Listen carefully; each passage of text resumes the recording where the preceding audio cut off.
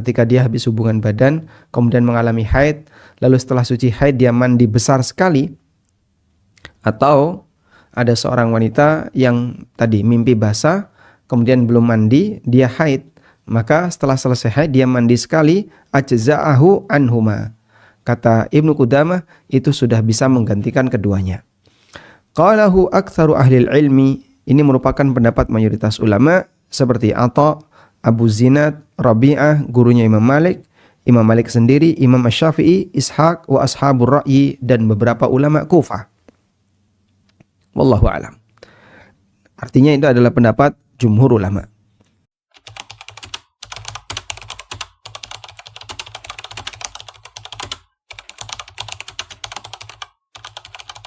Assalamualaikum warahmatullahi wabarakatuh.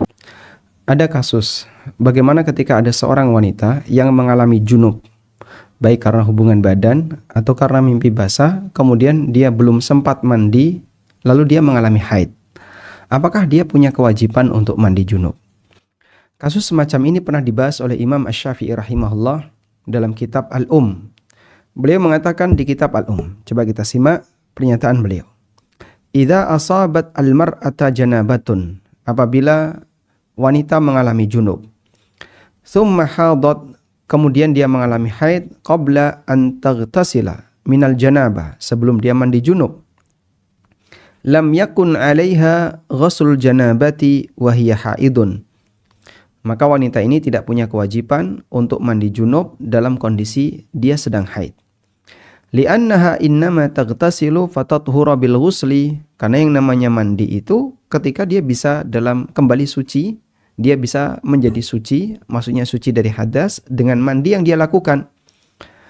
Wa hiya la tathur bil ghusli minal janabah wa hiya haid. Sementara dengan mandi junub dia tidak bisa menjadi suci sebab dia dalam kondisi haid. Fa idza dhahabal haid. Selanjutnya, setelah darah haidnya terputus, selesai, apakah dia harus mandi 2 kali ataukah cukup sekali?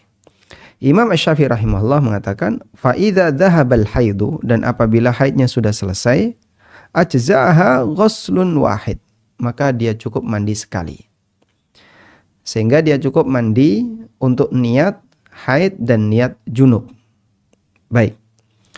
Kasus berikutnya, bagaimana kalau misalnya dalam kondisi haid lalu dia mimpi basah sampai keluar mani misalnya. Kata beliau, wa kadzalika law ihtalamat wa hiya haid. Demikian pula ketika ada wanita yang bermimpi sementara dia dalam kondisi haid, ajza'aha ghuslun wahid, maka cukup bagi dia untuk sekali mandi. Lidzalika kullihi, untuk semua itu.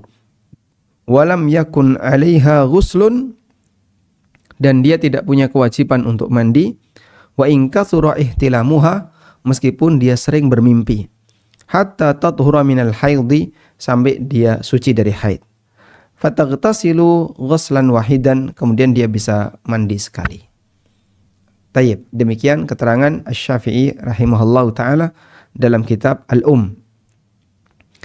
Kemudian keterangan yang lain disampaikan oleh Ibnu Qudamah dalam kitab Al-Mughni. Beliau mengatakan, faslun idza ijtama'a syai'ani yujibanil ghusla kal haidhi wal janabah. Pasal, apabila ada 2 penyebab mandi haid yang berkumpul. Faslun idza ijtama'a syai'ani yujibanil ghusla kal haidhi wal janabah. Pasal, apabila ada 2 penyebab yang mengharuskan orang mandi besar, seperti misalnya haid dan junub datang dalam waktu bersamaan, atau iltiqaul khitanain, atau hubungan badan, wal inzal, kemudian keluar mani, wa nawahuma bi taharatihi, kemudian dia berniat untuk mensucikan keduanya, ajza'ahu anhuma, maka itu sudah sah untuk menunaikan kewajiban 2 sebab tadi.